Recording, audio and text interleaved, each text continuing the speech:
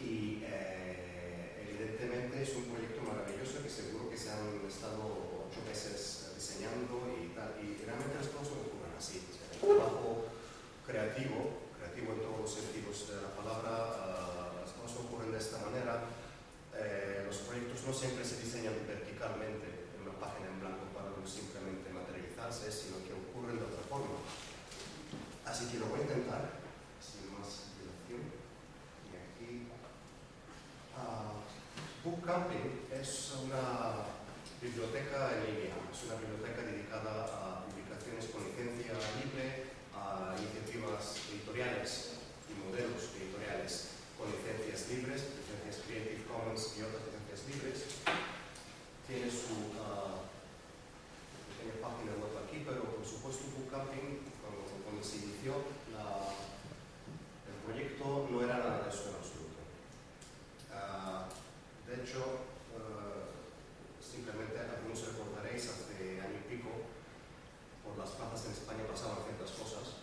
Este semestre que yo en Madrid, pasé como 2 semanas en la Puerta del Sol, como mucha gente, y bueno, pues aquello fue un revuelo tremendo, una tremenda explosión de energía, de adrenalina, de una actividad frenética, de nuevas comunidades que se creaban y se transformaban rápidamente de la noche a la mañana.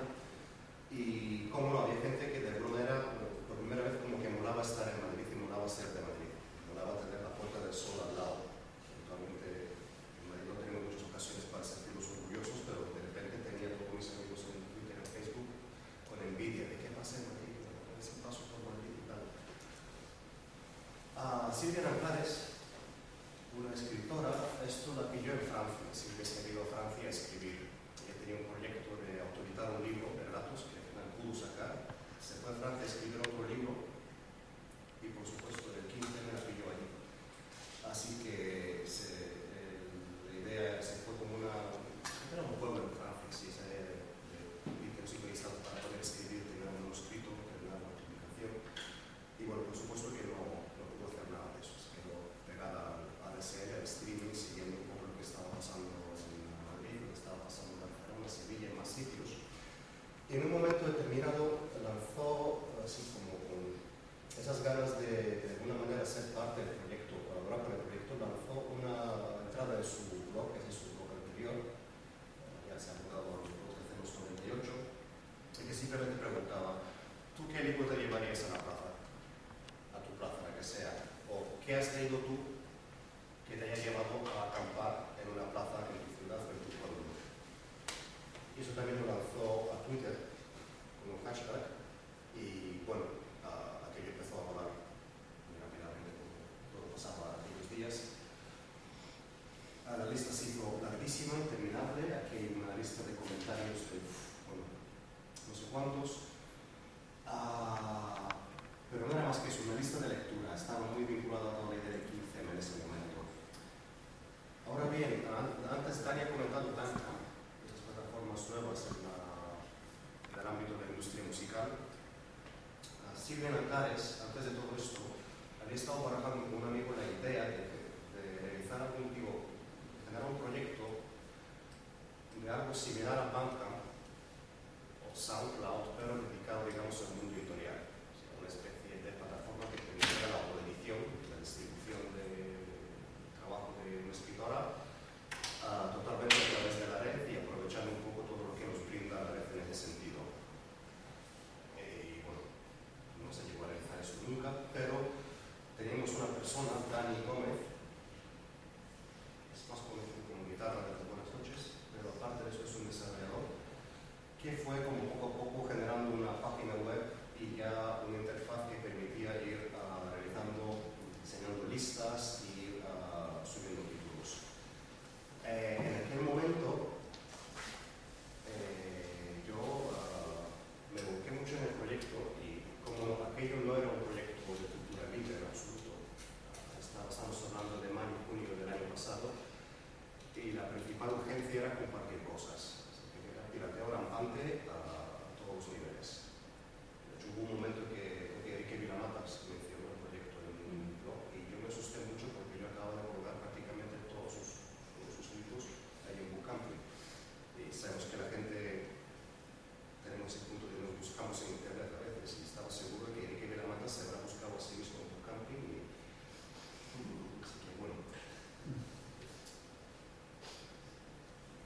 de alguna manera ya se podía hablar de una especie de pequeño equipo de trabajo. Estaba Silvia desde Francia todavía, estaba Dani Gómez, el desarrollador en Sevilla, yo estaba en Madrid. Silvia y Dani se conocían, yo no conocía a ninguno de los dos, no los conocí hasta julio, agosto de ese año. Pues también una característica de esto, empezó un poco en la red y se fue haciendo en red. Y ya el momento de encuentro físico y de hablar cara a cara fue mucho más tardío. De hecho son bastante poco, lo hacemos con muy poca frecuencia porque pues, estamos todos distribuidos por muchos sitios, ¿no? Y eso dificulta un poco ese tipo de trabajo. Pero en aquel momento, eso pues decía, no había ninguna intención todavía de trabajar en el ámbito de cultura libre o de plantearnos un poco qué podía ser esto. Pero sí hubo un incidente en concreto, el proyecto gustaba bastante, por lo menos pidió bastante afición, tiene bastantes fans, gente que le gusta. También es cierto que es un tipo de proyecto que tiende a gustar, o sea, nadie le gusta una biblioteca, me parece fatal quitar eso. Es algo que suena bien, o como decimos estas desarrolladoras, es como gustosillo. O que gusta a la gente, entonces la gente, digamos que lo respalda. Desde el periódico Diagonal se pusieron en contacto con nosotros y nos pidieron un artículo sobre el proyecto, o sea, cómo había surgido, qué era, cómo queríamos hacerlo. Entonces lo hicimos Silvia y yo a cuatro manos, un poco así en plan en clave de ficción. El problema es que nos habían pedido que recomendáramos 5 títulos, así, 5 libros que nos parecían importantes para el camping y para todo este asunto de 15M y la llamada revolución y todo esto. Y en ese momento Silvia y yo nos sentamos y dijimos, bueno, tenemos nuestros favoritos, pero a nadie nos apetece hacer promoción de grandes grupos editoriales. No tenemos aquí promocionar títulos de Planeta o Alfaguara o alguien así.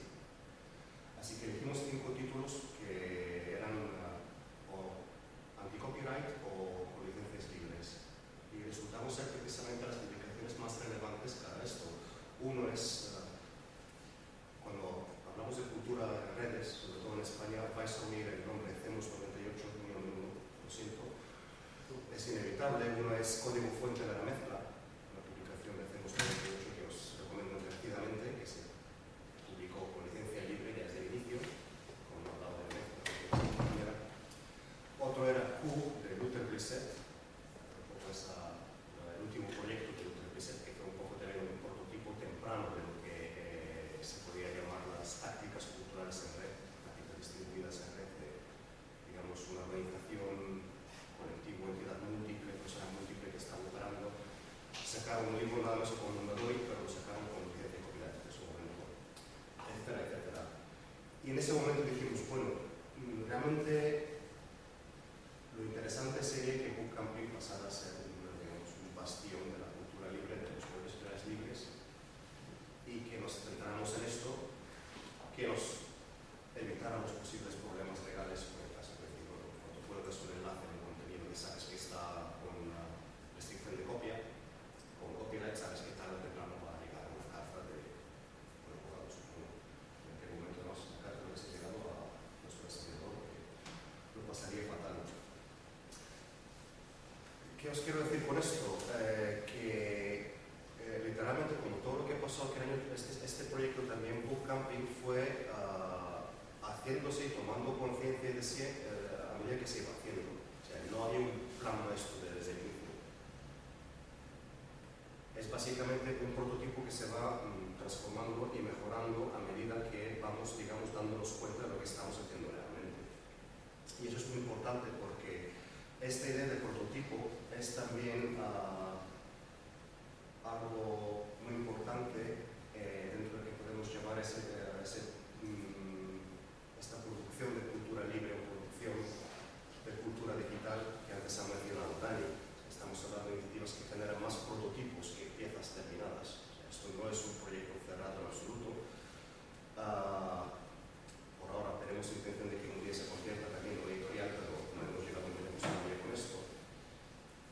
Y esta idea del prototipo opuesto a, digamos, lo que es el proyecto cerrado y terminado, o lo que puede ser la obra o el artefacto cultural cerrado, es algo muy importante dentro de lo que podemos llamar la cultura libre o la cultura de código abierto.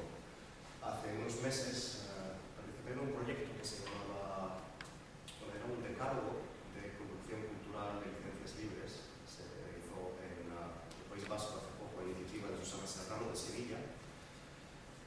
Y fue una de las pautas que dimos. Estamos hablando de procedimientos que no son los procedimientos culturales habituales. En ese sentido también estoy con Dani Daria establecer, digamos, un modo de producir música que evidentemente está cambiando. Me gusta que igual se aferra a este modelo antiguo, pero el modelo ya no es el mismo. Y cuando se habla de las plazas, ¿tiene el plato ¿no? Sí. Habréis pasado por la Plaza Cataluña, supongo, en este momento, por lo menos estaríais un poco pendientes de ese tema. ¿Y alguna fuisteis a las asambleas de la Comisión de Cultura? ¿Qué tal?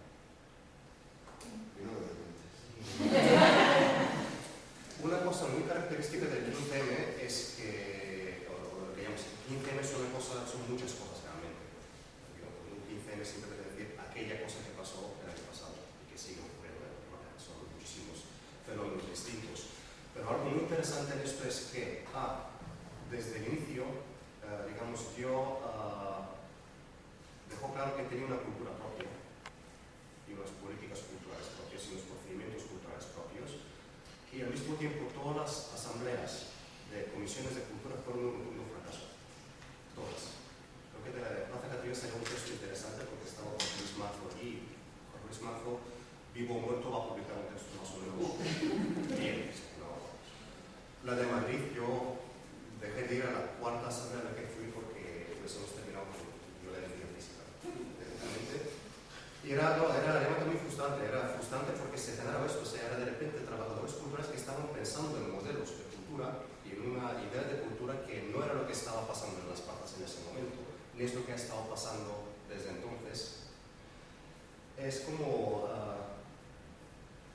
no sé cómo describirlo. Creo que lo que antes ha escrito Dani un poco de cuál es la mentalidad de las discográficas es bastante similar. Estás pensando en un modelo que es... ya no, ni siquiera es pasado, es que es el modelo equivocado. Yo de la Madrid creo que básicamente se trataba de artistas visuales que estaban haciendo una reivindicación gremial. Era en ese intento de montar algo que se pareciera a un sindicato, una asociación de artistas visuales que realmente funcionara. Y bueno, ese contexto no era el sitio para hacerlo, creo. Y lo que estaba pasando culturalmente alrededor de esto les pasó completamente por encima de las cabezas, creo. Un texto que lo describe bastante bien fue uno que citó Amador Fernández Sabater cuando todavía tenía bloque en público, y es este artículo de alguien que yo no conozco realmente, pues el profesor de inglés, Luis Manuel Caballú, de desbordamientos culturales en torno al 15M. Aquí incluimos lo relatamos en nuestro blog en su momento, y lo que está, bueno, lo presentamos nosotros también, ¿vale? Pero lo que está diciendo es que hay un cambio de paradigma de la producción de cultura. La cultura en red es muy diferente a lo que conocíamos como la industria cultural de antes, y se están dando ya hechos claros, se están dando ya indicios de que el modelo de producción cultural está cambiando. Es probablemente el texto que mejor da en Diana, en mi opinión, por lo menos lo que salió publicado aquí en el Estado. ¿Y de qué estamos hablando en ese sentido? Estamos hablando de funcionamiento de red. Cuando digo de red no quiero decir horizontal. Todavía no entendemos bien las redes, porque cuando hablamos de red la gente dice, sois horizontales. Lo más cercano que tenemos a una tradición de trabajo de red que conocemos es las metodologías de trabajo de software libre. Y no hay cosa más vertical que un proyecto de software libre. Son literalmente organizaciones militares en ese sentido. O sea, puedes acceder a código, por supuesto, pero que tú entres a formar parte de un proyecto requiere un proceso muy largo, una selección muy larga, muy completa, y es una economía de meritocracia propia que lo hace bastante difícil. Estamos viendo también esto que podemos llamar la idea de prototipos, infraestructuras y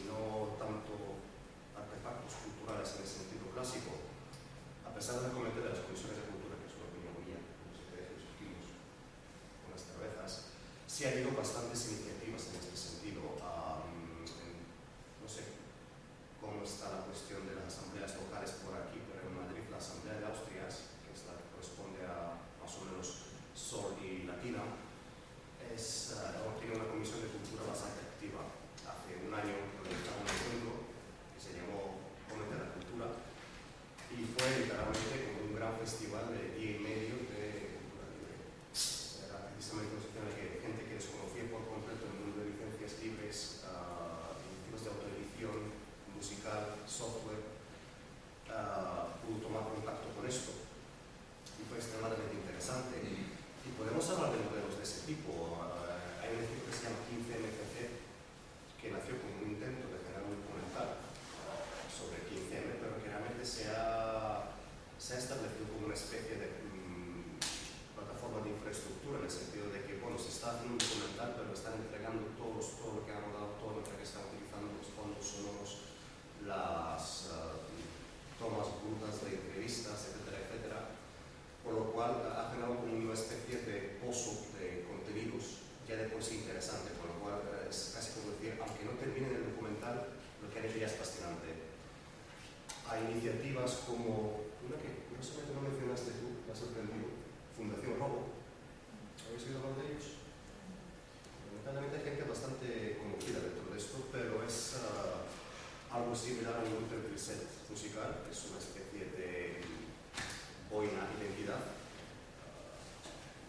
que adopta una serie de músicos y bueno, tiene un poco el objetivo, digamos, de reivindicar la tradición de la canción protesta, aunque dentro de lo que es su producción hay un poco de todo en ese sentido. Hay canciones de protesta clásicas, de épocas clásicas, pero otra vez hay un disco que sacaron en Bandcamp, y bueno, el disco no se termina nunca, o sea, cada 2 semanas hay un tema nuevo, o sea, que no hay un trabajo terminado que digas, hemos terminado con esto, aquí está el disco de Fundación Robo. De hecho, si no es notadas, probablemente acaba haciendo con Fundación Robo, me imagino. No, Fundación Robo lo que ha hecho ahora es, a través de Goteo, pidió dinero, recursos para poder hacer una edición documental y un disco. Claro, el disco será un vinilo y se van a quedar muchas cosas fuera. Por lo tanto, lo de Fundación Robo es que es una plataforma, ¿no? Sí. No es un proyecto de hacer un disco, pero van a hacer un disco, van a hacer un documental y la idea es que mientras haya cosas que pues va a seguir produciendo canciones y compartiéndolas en el mercado. La cuestión del crowdfunding y hemos mencionado Goteo, una segunda fase del proyecto Camping fue esta. Goteo lanzamos su plataforma de cofinanciación o crowdfunding, como decimos.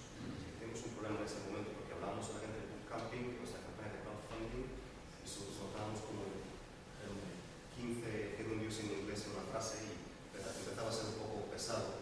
Es un término de traducción complicada. Goteo prefiere la de cofinanciación, hay gente que prefiere llamarlo micromecenazgo. Pero Goteo estaba lanzando esta idea de una plataforma de microfinanciación, de cofinanciación, pero dedicada a iniciativas de código libre, o de cultura libre, o de infraestructura para cultura libre. Y fue bastante arriesgado por su parte, funcionó bien, y nos invitaron a Bookcamping a lanzar una propuesta a esto. Así que lanzamos una campaña de crowdfunding bastante complicada para nosotros porque no somos expertas en eso y más, de hecho, bueno, teníamos a Jessica Romero que se unió al colectivo en aquel momento y ella sabe llevar campañas de medios, etcétera, pero hasta aquel momento nosotros seguimos queriendo ser como una especie de colectivo anónimo, no queríamos tener una cara visible. De hecho, hicimos un vídeo en el que se insistió mucho en decir no salimos nosotras, tienen que salir estos fantásticos cerecillos que María Castelló. Es un poco como queríamos presentarnos al público, porque no queríamos realmente tener rostro visible, pero la campaña nos obligó a hacerlo de alguna manera. O sea, tienes que ir a hablar, tienes que dar presentaciones, tienes que hablar con un medio que va a querer un nombre y una foto de alguien. Y quizás lo que a comentar aquí sobre esto, al margen del éxito de Goteo, que es una iniciativa fantástica, es que en nuestro caso la campaña de cofinanciación fue de todo menos de financiación. O sea, no conseguimos nuestro objetivo, pues sabéis cómo funcionan las cosas, como veis, plataformas, campañas de ese tipo, pues no, son básicamente en lugar de dar con lo normal para una persona, bueno, en general es tienes un proyecto y buscas un socio que invierte tu proyecto, que financie tu iniciativa para que puedas realizarla, llevarla a cabo. En ámbitos donde la ayuda pública es menor, suele ser prácticamente la forma de llevar adelante algo. Cuando hablamos de crowdfunding, no es tanto pedir que la gente te eche unos durillos para que puedas hacer tu proyecto, sino que en lugar de tener 4 o 5 socios inversores, puedes tener 5.000 o 200 o 50.000. O sea, es gente que, digamos, que financia lo que puede mínimamente con cantidades más o menos modestas o no tan modestas tu iniciativa, pero no es un donativo, no es una cosa que se te dé simplemente para que vayas tirando, sino que se genera un compromiso entre esta persona, este cofinanciador, y tú como la persona que está, o el grupo de personas que estáis realizando el proyecto.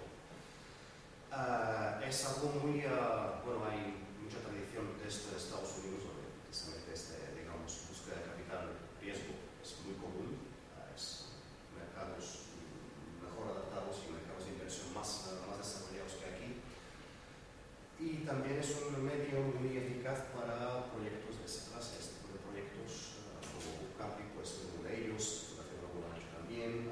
Bueno, yo sí que se está activo, porque de hecho en Evo Gorria, su sello lo hicieron de esa manera, montaron esa Losenki. Bueno, es que hay una parte detrás también que tiene mucho que ver con los sistemas que algunos años y ya con un caso peor.